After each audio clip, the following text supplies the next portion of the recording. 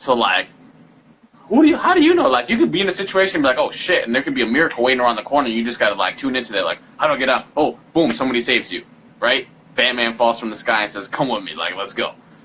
Or like, you could really feel like, oh wow, this like, and really start paying attention. It's like if there's this negative energy around you, nothing has power outside of you unless you give it to them. Like even these entities that like attach to you, like unless they come into you, you invited them some way, but they can only stay if you give them that power. You know, if you command them out, like they have to leave. Yeah, So, like, and keep going. Okay. You gotta empower yourself. You have the power. And that's like my biggest like mission is like just tell people like you have power, man. You don't need me, you don't need nobody else. You have to awaken that power within you and understand that like you're a superhuman. Like you're fucking awesome. And you can do whatever you want. And although you created some shitty things sometimes, like that's the power of your creation. Like that was pretty complex shit. So like why don't you make some pretty complex beauty? You know what I mean? Like it works the same. Wow. Like, whatever you're creating everything. So like as shitty as it could be, it's as beautiful as it could be. Like, the universe doesn't have, like, a good or bad. It's just, like, you ask for it, and it just creates it. Like, okay. So, like, start asking for the right things. Start focusing. And understand that on that process, you might have to clear some shitty things on the way. So, like, it's okay. But keep asking for the good things. You know, don't focus here. And you keep saying asking and asking. I love questions, and I'm so much about questions because it goes from the questions bring the opportunity. Oh, he makes me so mad. No, nobody makes you mad. Nothing outside of you makes you anything. Ask yourself, what about what he's doing makes me choose to feel mad? Or what do I see? What is my perspective about this situation opening up that's in choice within me? And then you ask yourself, like, okay, how am I choosing this emotion rather than, oh, he makes me so mad. It's like, there's a choice there. And the choice is how you're reacting to your outside circumstances, which is your internal world. It's nothing to do with them. You got to recalibrate that shit, man. I always tell everybody that emotion came first from a thought. That thought, you could treat the thought, this thoughts have a realm. It's not just all right here. Like, there's a thought realm. There's all these different dimensions and realms, right? So this is thought realm. And the thoughts are like the clouds in the sky, right? So you have these clouds. Some clouds are like beautiful. They look like bunnies. They're like pretty cool. And some clouds are like super dark and about to pour on you. So like when that super dark cloud is passing by, that's that shitty thought that like crosses your mind real quick, right? You have the power to pull it down and manifest it and make it real, right? Real. So you have, or you could just be like, it comes in, that depressive thought or that anger or whatever. Take a deep breath. Blow that cloud away. There's so much power in that. And eventually, like when you're meditating, there's all these clouds, good, bad, whatever. Eventually, when you're meditating, the goal is to allow the clouds to split and to see the sun and to go to the light and connect. But like, all this stems from this cloud. This is all your thoughts. So like, what clouds are you pulling down? You are channeling. You are always channeling. Like, you don't have to be some psychic or something. You are channeling something. So, like, what kind of shit are you channeling? Like, are you channeling some beautiful thoughts? Or are you letting, like, some bad thought comes in? Like, I have some freaking funky thoughts sometimes. Like, I don't say everything I think. Like, David's past sometimes creeps in, like, I was like, ooh, like, that's you're thinking about that. Yeah, I was like, ooh. There's a difference. I laugh about it. Because there's a difference Instead of between... identifying with it. Yes. It's the higher self-thought or the actual conscious intention, present moment thought of you in the now. And then there's the literal stimulus response patterns that your brain has adapted over time from your past. And so, of course, like those weird ass thoughts from David or Aubrey's past are merely a reaction that our preconditioned brain has from the environment that we were in before. And it comes up again. Those clouds are there because our brain is always trying to remember patterns. And if we have a similar pattern over and over again, it'll take that in. However, that is no reason to become a victim of your own thoughts even, because they're just thoughts. They're just those clouds, and you choose, and nothing makes you get up, rather your frontal lobe and this power that we have within to create the choice in the moment. It has nothing to do with any of those past thoughts. They affect us in a certain way if we allow them to affect us. But Give if we them just see them as attention. like, Whatever you water will grow. And yeah. that's why. That's deep. Whatever you water will grow. Your awareness, the battle and the war is on your mind. And your awareness, like your consciousness is energy. That's what directs energy in this world. Without consciousness here, this would all just be dead. So like the way they use you, these outside forces, these higher forces, is they get your awareness. You're always looking at this phone, you're always doing this, you're always working, like all your awareness. That's where they're robbing. They're robbing you from your awareness. What are you paying attention? What are you giving energy to? Your awareness gives energy. You know, I can look at something and make them feel electric just by looking at them. And I can make them feel really shitty. That's energy. So wherever your awareness goes, if you have that like kind of like past thought or that toxic like memory that you may have had and like connected to, like don't water it. Just observe it, let it be, and continue whatever you're doing. And Because if you watering put it. your awareness there, we'll create it. It'll grow, and then it'll bring it back. And eventually, those thoughts like fade. Like a lot of the thoughts that I may used to have, like don't really like they just don't happen naturally anymore. And that's it comes over time. Like it's a practice. Like I just literally before I would have some funky shit that came in my mind, like just from all the experiences that I had and all the programming that I had from growing up, and then eventually like now I just like I don't even waste energy and like having those kinds of thoughts. I just live. I'm so centered in myself and so like in my world that I'm focused on whatever I want to create all the time, and it fucking happens. Because I don't worry about like what this person's doing or what that person's doing. I just worry about what's going on in my energy, what I want to create, what I want to create for everybody else, and I do it. And that's it. And it's beautiful.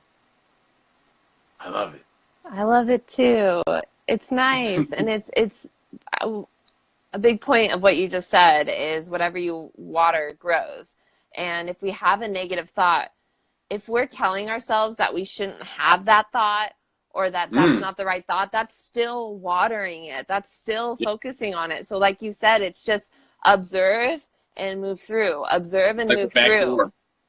Man, that ego sneak in. There's back doors, there's cracks under the windows. Like so many people are like, oh man, I just observed their energy, and they're like, nah, I'm out of this. And I'm just like looking at them like, no, you're not. It's okay. You can go through whatever experience you want. Like, it's deeper than just like, oh no, I don't do that no more. Or like, I'm conscious now. Like, no, like, you don't know what's going on in your subconscious mind.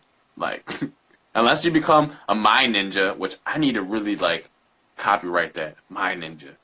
I like that. Until you become a mind ninja, like, you don't have control of your mind. I'm sorry to break it to you, but like, I don't care who you are. Like, challenge me. It's not about me. It's about you. Like, until you really become a mind ninja, I'm like, because it's deeper. It goes deep and deep. This mind is so, there's hundreds of billions of neurons on here, and those are all, and each pattern and which way they connect creates something different. Just imagine that. How many, like, first start with like your morning. How many different possibilities is there up there? Like, Infinite. There's a lot to learn, and like I just posted this today. Like, I know some things, but I don't know shit, and you need to understand that you don't know shit, because if you know, you ain't gonna learn none. Your mind's just gonna shut it off into what you know. Like, oh, I know this, so like I'm cool, and I know this, and I'm gonna keep knowing this. Like know nothing, and learn everything inside of that. It's beautiful. Once I heard that mastery is the skillful avoidance of coming to a conclusion. So I be careful when I use the word master, because to state that I'm a master of something means that I have stopped growing and there's no more room. I believe that. Let's tell people. Go ahead. I always believe that there's always more room. And so I'm careful when I say master. I usually say on the path of mastery, which means I'm on the right path and there's always more room. So I tell people I began my mastery, and it's a lifelong journey, baby. I've stepped into it, but it's not going to end, I'll tell you that much. Yeah. It's going to keep going and going. So we have a little bit, I think that these end at an hour. We've got like 10 minutes left. But okay, so how do you become a mind ninja? Like, what is actually some practical thing that someone can do? What can we really put into practice here? I gotta write that down. Like, I gotta really work on that for you guys. Hold on. I mean, I'll spit some juice. I'll spill some sauce for you guys right now, but let me write that down because it's been coming in and I haven't been writing it down, and that's why I didn't create yet. Okay, Mind Ninja, right? There's levels to this shit. Let me tell you. You don't just become a ninja, and there's not just one thing. You have to like start at one level, master that level, then get to the next level. Now, what those levels are, I haven't really identified yet, but I can give you a quick idea. You really want to get to observe your mind and ask yourself why. Like, the first step I always tell everybody, sauce me up, I like that, is why are you doing it? Ask yourself why from the moment you wake up. Every single thing you do, you have to do this. Like, literally do this. Like, don't, like, try to do it. Like, do it. Why did you grab your phone first? Think about that. Like, what was so important on your phone when you first woke up and started this beautiful day? Thank God you have this life and you get to live one more day. The first thing you grabbed was your iPhone. There's no I in Latin means ego, or ego in Latin means I. And did you know pad is a station of living? So iPad is like, there's some deep matrices. Anyway, side note. So yeah, why did you do that? Right? Why are you brushing your teeth the way you are? Why are you using the toothpaste you're using? You know? Why are you doing everything? And when you like sit down, like first start with like your morning, then maybe start with like your lunch, like break it down because it's gonna be tough to do that throughout the whole day. But once you start asking yourself why, you're gonna start to realize where these programs may have came from and how much useless shit you really do. Like, why do I do it? I don't know. It's just a habit, right? It's all about unprogramming and then reprogramming. But to unprogram, first you have to know what it is you're unprogramming. So you have to catch these habits. Why are you doing this? Like, before you even do this, you have to be willing to change your life. Like, if you're stuck on like you're eating shitty food and like if you're really stuck on this like on that level, like work on that first. But like once you've gotten to stuff where like you're pretty good and you're ready to take like the next level, because like Mind Ninja shit's serious. It's not like you've gone beyond like drinking pop and like eating shitty food and like listening to shitty music. You're well established now, right? So you have to be willing to really make the change. Like you're a science experiment. Like you're just like, okay, this is the life of David. Like, what can I change to like alter? So once you start asking yourself why, start unprogramming things that aren't there. But it's not just a matter of like, okay, I'm not going to do that no more. Like really, you have to go in and say why you were doing that, and get to the root of that program, and then reprogram it in there through meditation, through visualization, through all that stuff. And then once you really start doing that for a while, it's going to be a practice. You're not just going to knock this out in one day. And you're going to catch some things that are so deep you don't even know, man. Like, your brain, your ego just creates, like, a quick excuse. Like, oh, no, this is necessary. Like, you're sold. You just sell out on it. Like, oh, yeah, that's right. And then later on in your, like, healing experience, you're just like, oh, shit. That was the ego sneaking out the back door. Like, I really shouldn't be doing this. You know what I mean? But once you start to unprogram the habits, and that starts with catching them. So asking yourself why. Unprogramming these habits and reprogramming the mind, eventually you're going to find yourself in the state where like, oh shit, like I'm really doing exactly what I want to do. Like in your day, it's going to go exactly how you want it. Using the advantages of your mind. Your mind is the most powerful tool you have on this planet. It's so strong. So when you realize that and you start using the visualization, you know, you start stimulating your thought, feeding yourself foods like, man, I need to start. Oh, I'm in the process of creating like some type of program or some type of information or video. I don't know what exactly is going to come through, but like, if I take y'all to, let me take y'all to my medicine cabinet, man. If I take you guys to my medicine cabinet, like all this stuff is like brain food, like shit that makes my brain electric. Like there's a reason why this big old noggin of mine like has so much power. I got so much shit in here, like I don't even know what I got sometimes. Like this is just one side. Let me tell you, like I'm not gonna walk you through what everything is, but like, can you even see? Yes. Oh, sorry, I'm really not showing you. But like, that's not even the truth. The true stuff. Oh, don't mind the beet crackers. Those are good. Look at all this. It's a mess. I know. I gotta clean it. Don't judge me. But oh, where am I pointing? Go down a little, yeah. Yeah. So you see all these powders? I got bladderwhack. I got burdock root. I got spirulina. Oh, if you don't got this, astragalus, I don't know how to say it, man. Ashwagandha, that's good stuff too. Irish sea moss, that's amazing. Ginkgo, you need that for your brain. Like, all these little tinctures, and it's a mess in here. Don't judge me, but like, Shilajit, this guy's like 72 or 78 of the 108 nutrients your body needs. I got some Kangen turmeric. Shout out to Shayna, she hooked me up. But you know what I'm saying? Like, I got a lot of shit. Like, I became my own science experiment, and you don't need all this stuff. But like, once you get to a certain level, and you really want to, like, electrify, like, some of that shit's gonna help, man. It's like you're putting like the good gas in your car, and like you're like, your car, your body is your ship, and that's why it's called currency and current and all that. Anyways, but your body is your ship. But I like to use car, right? Because it's easier to understand for people. So when you decide that you want to upgrade this car, there's many ways that you could upgrade it, right? You could go to the gym, upgrade the physical, the speed and that stuff, or you could upgrade the ECU, which runs the whole show, right?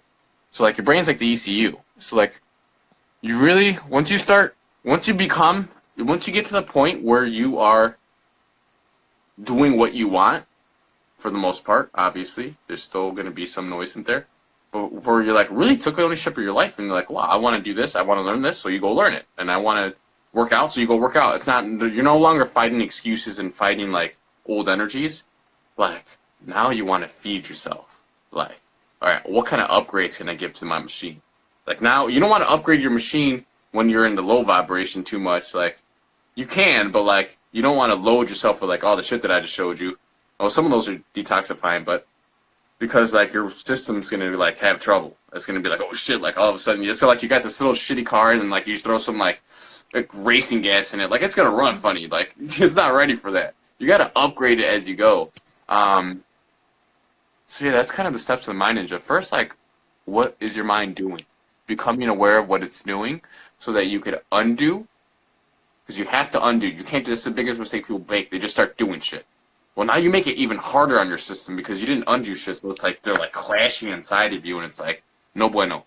You have to undo shit, and then start slowly doing stuff, and you'll know what pace. Everybody's pace is different, but you have to undo. You have to detox first, and detoxing isn't just about drinking a green shake.